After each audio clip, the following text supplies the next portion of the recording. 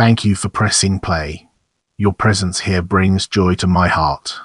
Thank you for joining us on this exploration of Matt Saracen. We hope you find it enlightening. Matt Saracen is a fictional character in the The 101 network television drama series Friday Night Lights, portrayed by the actor Zach Gilford. He is the former backup quarterback of the Dillon High School Panthers before being thrust into the starting spotlight after Jason Street suffers a career-ending injury. His character is based on Mike Winchell and Chris Kummer from the original 1990 book and the 2004 film. As we embark on the next leg of our journey, let's unpack the layers of background and examine its core elements. Matt is the son of Henry Saracen and Shelby Garrett. He lives alone with his grandmother, Lorraine Saracen. Matt takes care of Lorraine due to her old age and battle with dementia. At one time, Matt's relationship with both of his parents was strained. His father, Henry, was in the U.S. Army and his mother, Shelby, left Matt when he was a child after divorcing Henry. The full extent of their relationship is unknown, but it is implied that Henry may have been an abusive husband. Moving forward, we'll be taking a closer look at overview. He is the backup quarterback for the Dillon Panthers in the pilot as a sophomore. Eventually, he is the starting quarterback for the Dillon Panthers in seasons 1 and 2. He then becomes a wide receiver for the Dillon Panthers in season 3, his senior year. He is a main character in seasons 1 through 3 and continues to play an important role in the series throughout seasons 4 and 5. In season 1, when Henry is first introduced, the difficult relationship between father and son is revealed. Throughout the show, it is shown that Matt sees Coach Eric Taylor as more of a father figure than Henry. Henry exhibits some symptoms of post-traumatic stress disorder (PTSD). Landry warns Matt that he may be all messed up from the war. However, the term is never explicitly mentioned in the show, leading him to become distant and uncaring of his family, which deeply hurts Matt. During his senior year of high school, in season 3, Matt slowly begins reconnecting with his mother, who desperately wants to be a part of her son's life again. The season after graduating, season 4, Matt's father dies after stepping on an IED. Matt became an East Dillon supporter following Coach Taylor coaching the EDHS football program, along with Julie and Landry attending EDHS. Get ready for a thought-provoking discussion as we delve into characterization and its impact on our understanding. Matt is something of an anti-jock who listens to Bob Dylan and draws pictures and is generally out of place with his teammates, such as Smash Williams and Tim Riggins, who are often seen hanging around girls or at parties, and even his predecessor, the charismatic and popular Jason Street. He is more socially awkward and often looks uncomfortable with the attention he receives as the star quarterback. His closest friend is Landry Clark, a nerd. An introvert, Matt's shy nature sometimes comes across as a lack of self-confidence and, according to Smash, he was so shy he had to email his plays in. Unlike most of his teammates, college football is not high on his priority list after high school. Now, let's delve into the intricacies of season 1 and explore its various aspects. When the series begins, Matt is the backup quarterback and something of a social outcast. His best friend is Landry Clark, an honest student who does not play football. Matt spends much of his varsity career in the shadow of senior Jason Street, but is thrown in the deep end when Jason suffers a career-ending spinal cord injury during the opening game of the season. Although he does well, his scrawny build does not inspire much confidence from the fans and the Panthers lose the very next game. Matt's name board is vandalized and he is routinely mocked by rival high school students. Crushed by Jason's injury, the town and particularly the Team Booster Club force Coach Taylor to find a new quarterback because they do not believe that Matt can get the job done.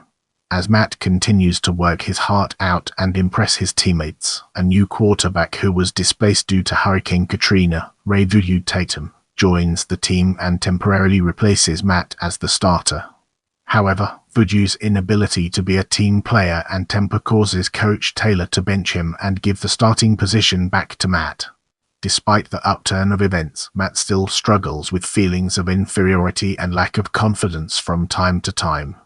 In the episode, changes, Jason, Riggins, and Smash hang out at the field and confesses that he is not confident of his chances in the upcoming state semi-finals against the Brant Vikings, leading Jason to give him an impromptu coaching session right then and there. Jason is seen giving advice and encouraging him at the state semi-finals against the Vikings, playing in pouring rain and a muddy field. Saracen finishes his sophomore season with a 60% completion percentage, 2,586 yards, 19 touchdowns, 5 interceptions, and a 121.3 quarterback rating. In the state championship game, he passes for 283 yards and 2 touchdowns in leading the Panthers to an epic comeback victory over West Cambria High School. Matt also begins a relationship with Coach Taylor's daughter, Julie. Beginning as a one-sided crush because of Julie's intentions never to date a football player, the relationship blossoms when Julie recognizes that Matt is not a stereotypical jock. Coach Taylor is not very pleased that they are dating and often interferes with their relationship. Matt also develops a father-son bond with Coach Taylor and feels betrayed when Coach Taylor accepts a job at TMU at the end of the season. Matt's relationship with Coach never fully recovers. Without further ado, let's move on to the topic of Season 2. Season 2 begins with Matt's relationship with Julie, who stays in Dillon with her mom while Coach Taylor lives in Austin, falling apart. Julie's problems at home, coupled with a crush on her older co-worker, cause her to break up with Matt. After some time, Julie attempts to reconcile. At first, Matt is receptive, but he eventually refuses, saying that he will feel like a chump if he takes her back. Matt begins dating the new cheerleader at school. Matt's friendship with Smash also begins falling apart. Matt believes that Smash, now a heavily recruited senior, no longer cares about the team and cares only about himself and his college prospects. The two get into a fight after the first game of the season and continue fighting until Coach Taylor, back from his stint at TMU, benches them until they can get their act together. Thanks to a pep talk from Landry, they quickly realize that they are fighting for nothing and become friends again. Problems at home force Matt to get an at-home nurse named Carlotta for his grandmother. At first, neither Matt nor his grandmother like Carlotta very much, but they soon begin to welcome her into their home. Matt develops feelings for Carlotta and breaks up with his cheerleader girlfriend so he can be with Carlotta. She rebuffs him at first, but gives in eventually and she and Matt have sex. Their relationship does not last long, as Carlotta leaves the Saracen house to return to her family in Guatemala. Tired of everything he has gone through, Matt begins skipping school and practice so he can get drunk with Tim. A night at the strip club with Tim ends early when Matt's grandmother has an accident at home and is taken to the hospital. Matt passes out waiting for his grandmother to be released, which forces Coach Taylor to drive them both home. A furious coach throws Matt into a cold shower and berates him before Matt breaks down, asking Coach what is wrong with him that everyone in his life leaves him for something better. Coach responds by telling Matt that there is nothing wrong with him at all. Matt shapes up afterwards. In this part of the video, we'll be delving deeper into Season 3 and analyzing its key components. Season 3 begins almost a year after the conclusion of Season 2. New freshman quarterback, J.D. McCoy, who has just moved to Dillon, threatens Matt's position on the team. While Matt is still playing well, the new quarterback's skills, along with public pressure, force Coach Taylor to give J.D. the starting position. Matt, furious, threatens to quit before Coach talks him out of it. Matt agrees to stay on the team and sit on the bench, though he eventually convinces Coach to allow him to play wide receiver. Matt's final game as a Panther sees him return to the quarterback position in the second half of the state championship game after just poor performance. After being held scoreless in the first half, the Panthers take the lead due to Matt's strong play, but they lose on the final possession when the other team kicks a field goal. During the season, Matt slowly begins reconnecting with his mother, whom he sets out to find to become an emancipated minor and take care of his grandmother's medical issues. After learning about Matt's problems, his mother comes to Dillon hoping that Matt will allow her to help out at home even if he does not forgive her for leaving when he was a child. Matt also begins dating Julie again after a day spent together at the lake. Coach Taylor once again is not too pleased, especially after catching Julie in bed with Matt. Matt's college prospects also come into play. He will not be playing football anywhere after being benched as a senior. He once confides to his mother after being benched that he never wanted to play in college and felt undeserving to be starting quarterback at all, given the circumstances leading to him becoming. Matt looks at different art schools before deciding on the School of the Art Institute of Chicago.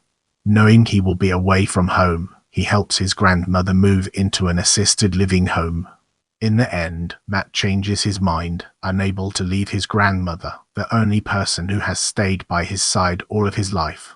As we progress, let's shine a spotlight on Season 4 and examine its intricate interplay within our topic.